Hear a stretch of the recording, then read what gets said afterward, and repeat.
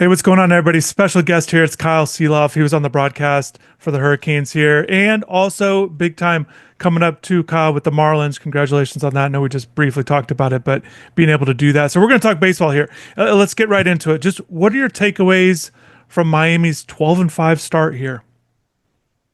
Yeah, it's funny because you texted me and you'd asked me if we could chat a little Canes baseball, and I obviously follow as much as I can until the Marlins season gets going.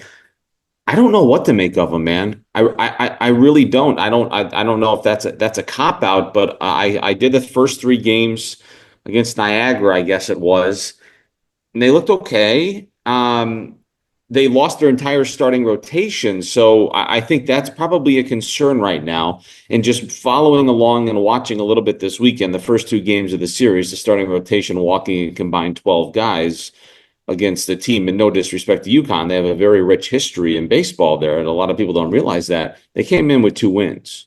Okay, to me, you can stomach Miami going to Gainesville and dropping two of three, coming back home and losing two of three to a UConn team.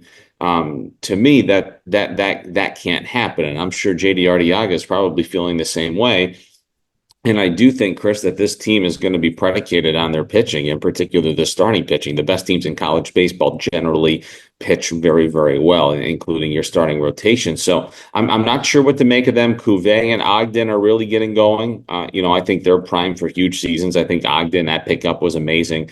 But I think there's probably a little bit of concern about their starting rotation. Kyle, it's funny, and we hadn't talked about this about our takeaways here. I hadn't really asked you about the team, so I was curious to hear you say that. But that's exactly how I've been feeling about this team, because look, anyone that kind of covers baseball, you kind of always look to numbers, past numbers, and some of the stuff that we saw earlier in terms of not knowing what to expect is some of these guys. It was two things. It was like, are some of these guys going to have breakout years, or are they going to kind of go back to some of the numbers they had? Because some of the numbers, both pitching and hitting, guys were just outperforming some of their past numbers, not at Miami, but just over their careers. So it was a little bit of that, maybe some scheduling kind of going into it, or are guys just going to have breakout years, breakout junior years? A guy into a new role, Griffin Hughes might fall into that. But you touched on the pitching, giving up 30 runs over the weekend. All three starting pitchers had been pretty good, and all three of these guys, for the most part, up into this point, all three of these guys making the transition from relievers to starters, and you kind of don't know what to expect. And then none of these three guys this weekend made it the full 5 innings, and to me that's concerning. Giving up the runs, the walks are a little high. I think I'm looking at walk rates right now. Nick Robert 8.6, Hughes at 10.2, and Walters at 8.2. Not overly high, but you like those numbers to kind of come down a little bit. Some strikeout stuff for all three of those guys, but I'm very curious to see how this does go moving forward with the pitching. And in the bullpen, I think they're still kind of trying to figure out a little bit of some roles, but we have seen some bright spots. I thought it was good that Carson Fisher had a little bit better outing, getting out of it today compared to what he did yesterday. So I don't know. And they've got, Kyle, I want to get into this too. They've got three big series coming up to start ACC play. All three of these teams are ranked at Wake Forest, 15th in the country, number 6. FSU's 15-0 at home, and then at UNC, ranked number 4, and they're 14-2. They did drop the series to Stanford, but all three of those teams coming up in the ACC season. And I worry a little bit, not necessarily with the fan base, because I think there's a lot of impatience going on right now, but those are three tough series. And to tell people, hey, 4-5 might be okay if you can win one of those series. But the back end of that ACC, as it looks right now, definitely looks to ease up a little bit. But just anything else, Kyle, that I'm kind of touching on here, kind of going all over the place with this team, but certainly pitching, as you mentioned. Yeah. And again, your head coach comes from that pedigree. He knows what really good starting pitching looks like. And obviously losing that entire starting rotation from last season and building it back up can be very, very difficult, but it's extremely necessary in college baseball. It will be doom and gloom if they don't pitch well when they enter conference play here with Wake Forest, Florida State, and North Carolina. If you're down 3-0 after 2 innings every single game, it's very hard to win. I don't care what level of baseball you're playing. However, I thought they held their own in Gainesville. That's a very good baseball team. I thought they pitched well. I thought they gave themselves opportunities to score. I thought they pitched well enough to give them opportunities to potentially win that series. I just don't know what to make of it. Was this just a bad weekend? They just didn't pitch well. Again, to me, if they can limit the walks, that's how you win. I mean, you just can't issue a bunch of free passes. You saw it 2 nights ago, or was it last night? There was a guy on first with 2 outs, and all of a sudden there was a hit by pitch, a couple of walks, and a grand slam, and the thing on it blows up on you. So I think they're good. Even watching them, the starting pitchers, you can see it's not 87 to 88 with a fastball and a breaking ball, and it's just not working. They have good stuff. And if they can just limit the walks and give their team a chance to score and a chance to win games, there's no reason they can't win some of those games upcoming. But it starts with the starting pitching. No doubt. And kind of going back to what you initially said, what I kind of followed up with, not sure exactly what to make of this team. I do think at this point, 17 games in, I do feel comfortable saying this is better than last year's team. It just has the look of it. With the pitching, I know the starting pitcher, we'll see how that thing transpires, and maybe it won't be. Last year they were 10-7 at this point, and obviously they didn't have the season that they would have liked. Now, is this team good enough to get into the tournament? Not projected to do so when the season started. Picked 11th in the ACC. Obviously, that's not where Miami wants to be in the end, but we'll see. I want to switch it over to the lineup, Kyle. We've touched so much on the pitching. You touched on Cuvée. I'm not concerned about it. I know he's got a lot of attention. It's hard to duplicate the numbers he put up last year. You're starting to see, hitting some home runs, walked 3 times here against UConn. He did have that big game also in the series. So, I think he's going to be fine. I think he's going to play to his numbers. I'm not concerned about him. Jake Ogden, as you mentioned, they kind of move him up to a leadoff spot. That's something interesting. One thing that JD said at the beginning of the season, which it's played out, and I do like it. I do like this left-right, up and down the lineup that he likes to do, and it feels right. Kyle, we've seen baseball teams that want to do that, and it almost feels forced. But when you look at the lineup construction, you kind of, okay, well, that guy bats at that spot, and they have shuffled it around a little bit. And again, now Ogden moving up to a leadoff spot. There are a couple spots, I think, at center field with Peralta, the way he's playing. He's getting some more opportunities, which I do believe he should, because Michael Torres simply isn't producing the hits that he needs to. I know he's getting some walks. And then I thought there was something sneaky, with Renzo Gonzalez getting his first start at first base and kind of delivering, getting on base. Maybe that's something if Todd Hudson doesn't produce. So I think there's a little replacement stuff going on, but overall the lineup kind of makes sense. And I don't feel like they've got to shuffle in a bunch of reserves, which you don't want to do. I like that they do feel like they do have an identity there. Yeah, and again, they're 12-5 coming out of this thing going into conference play. That's 17 games. To your point, I think there is a nice balance, but now it's go time, right? Like that's not the non-conference play, and you get the big dog in Florida, you hold your own.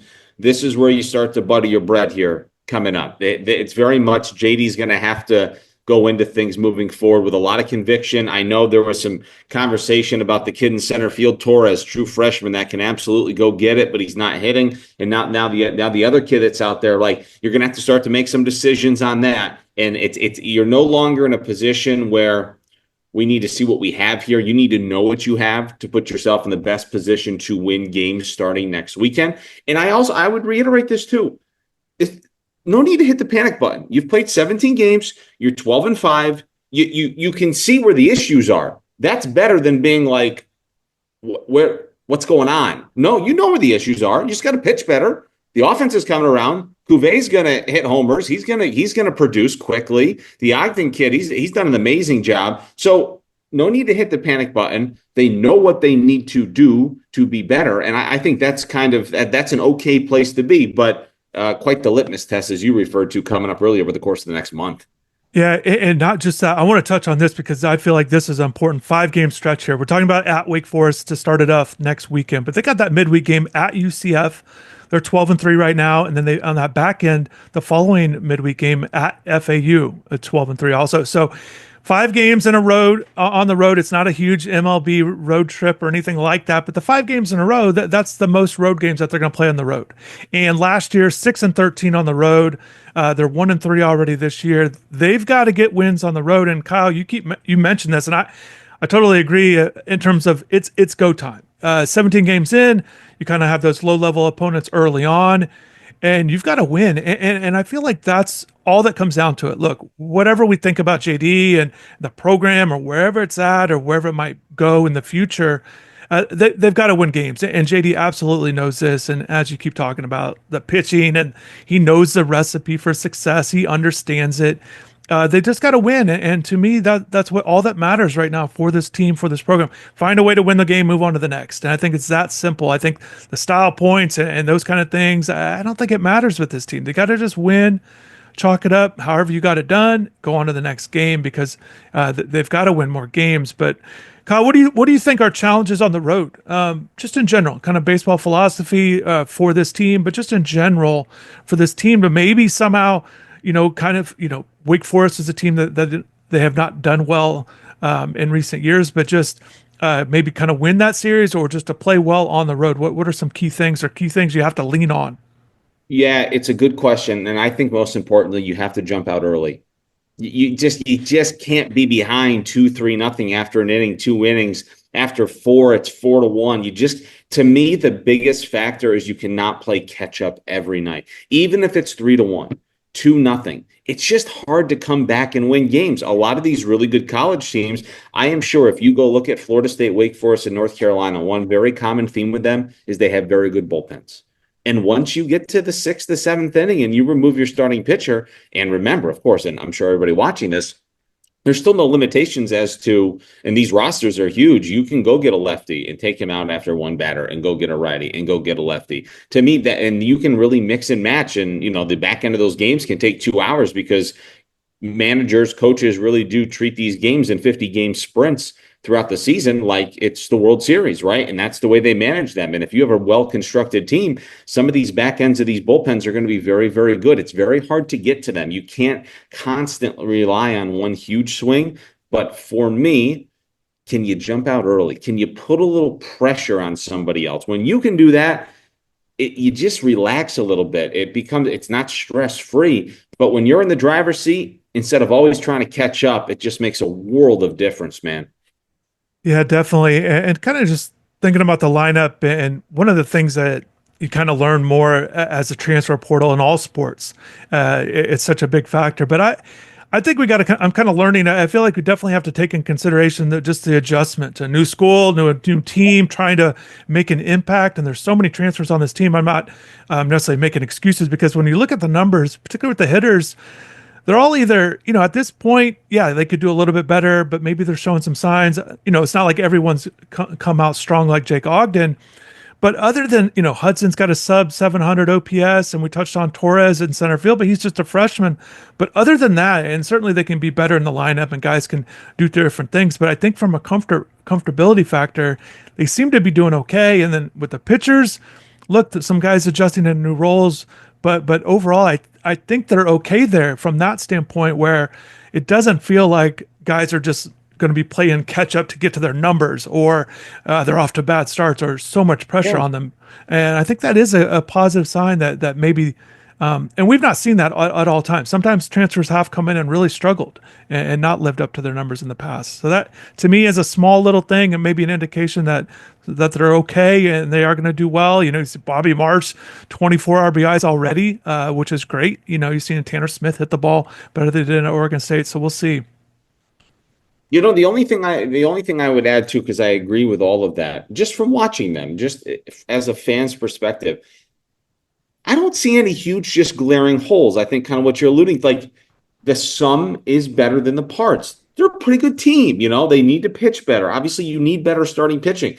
But you don't feel like going into every game, where's the offense coming from? No, there seems to be 6, 7 guys, 8 guys that are getting on base and guys that can drive in runs. It's not all on the shoulders of Cuvée. They made a point of emphasis this offseason to make sure guys were around him in the lineup that can drive in runs. They're doing that. Offensively, I think they're okay. And again, I think as a team, defensively, I don't really see a ton of weakness that, boy, there's just too many. We haven't really touched on, hey, but they got to stop making 3 errors a game. No, they're playing okay defense. They make the routine plays. So again, I don't think they're in an awful spot. And I hate to harp on it, but it truly is. come and starting next weekend in conference play, it has everything to do with your starting pitching. You just have to be able to pitch, whether it's a quality start, 6 innings, 3 runs or less, or with these huge rosters. Can you give us 5 good ones? Can you get 2 times through the lineup, and we'll figure it out from there? I think JD is still trying to figure out, his bullpen, but I think that's a lesser of a concern than who's starting, because this isn't going well. Give us 5 good innings, manage this thing. We've got offense to do it. I do think they can win some games here. I really do. I don't think they're that bad at all. Yeah, I'm always fascinated with pitchers or manager coaches and even pitching coaches. Just the patience they have to show. You give up a couple runs in an inning, you got to stick with. You know how it is. Oh, take them out, and but you can't blow up the bullpen, and you got to be patient. And we've seen some a little bit of, gone off some rough starts, and they kind of middle innings, they kind of get it going. But we see this happens at the major league level all the time, where they just really settle in. So we have seen some of that, but certainly the outings. Kyle, you keep talking about starting pitching. Is there anything, and I want to go to, the patience that Arteaga has shown, and sometimes obviously if you leave him in too long, they can get roughed up there too. It kind of goes both ways, but do you think he's got to show more patience in terms of the rotation? Do you like the order, Nick Robert, Hugus, Walters? Do you like those three in the same order? Do you mix it up, change it up going into ACC play? Are you convinced that you still feel like those are the three as it stands now? And I know the midweek stuff is kind of rotated. Well, they've given Reese Lumpkin that fourth start, but also Alex Giroux has done well in his 2 starts. So, and they're only going to go 4-man rotation the rest of the way. But weekend rotation, your thoughts there? Look, my thought on it is, if you're not convinced those are your 3 now, you're putting somebody in a tough spot next weekend. You're banking on, like, you have to be so convinced that somebody that hasn't really been starting is better than somebody else that's in the rotation. Because again, you're just putting somebody in a tough spot to be like, hey, after 17 games or whatever, now we're making the change. I think if you were going to make a change, maybe you did it this weekend against UConn. So I would anticipate seeing those same 3 starting pitchers, unless something's going on that we don't know about. Now, the one thing you did mention is if you want to shake up who's pitching where. I think maybe that's certainly a consideration. You can certainly do that. But to take somebody out of the rotation, maybe put the midweek guy in on a Saturday or a Sunday, to me, that's just putting everybody in a bit of a tough spot. So I think you're probably going to see it stay as is. Again, if they want to move Friday night to Saturday, Sunday to Saturday, whatever you want to do there, I think that's more feasible than really shaking up the rotation at this point. Yeah, that's really what I was trying to touch on. I didn't mean to, because I agree. I don't think those 3 guys, because of what they've shown, it's more about the order. And I think the order is interesting because, look, they're all 3 righties. It's not as obvious of Mixon and a lefty. They kind of have similar styles. It's not like they have a soft throwing guy to kind of mix it up, and maybe you want to do that in the middle. Or so we'll see. And again, these guys had been pretty good. As you keep touching on with the Florida series, for the most part, they did pretty good. They only gave up, as a staff, 6 runs in the first 2 games, 7 in that third game.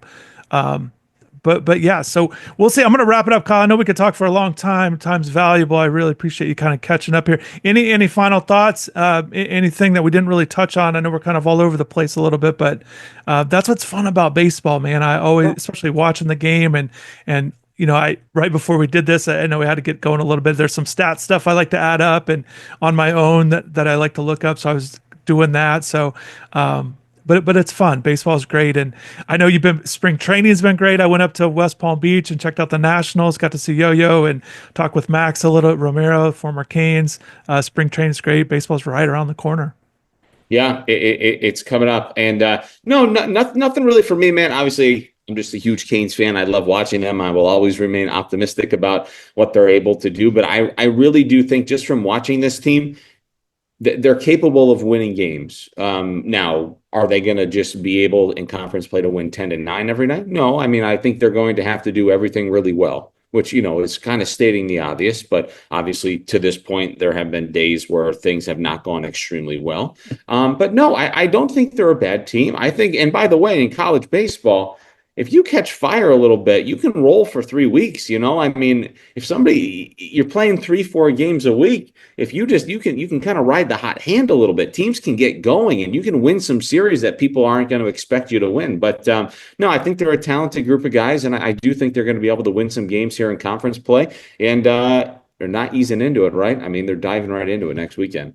It's hard to be patient when you look at that schedule and like in your mind, oh, it's going to ease up at the end. Nobody wants to hear that. You got to come out of the gate. But hey, last year they got off to that good start, winning the series against Virginia and North Carolina. Those Right. end up being good series wins. And you touched on the right in a hot hand. I mean, let's not forget that Daniel Cuvée is on this team, and when you have him in the lineup, that he can carry you, and it really eases a lot of pressure off everybody else. And he's not. It's not that he's off to a bad start by any means, but I think that he's not had all the numbers that he had last year, and I think that's a positive sign to maybe look at. And so My we'll my see. thing too, and my the only other thing I would add as we kind of talk through this a little bit, from what I've seen, I think this team is good enough to score 5 or 6 runs a game, and that's pretty feasible in college baseball. It's different than the professional game.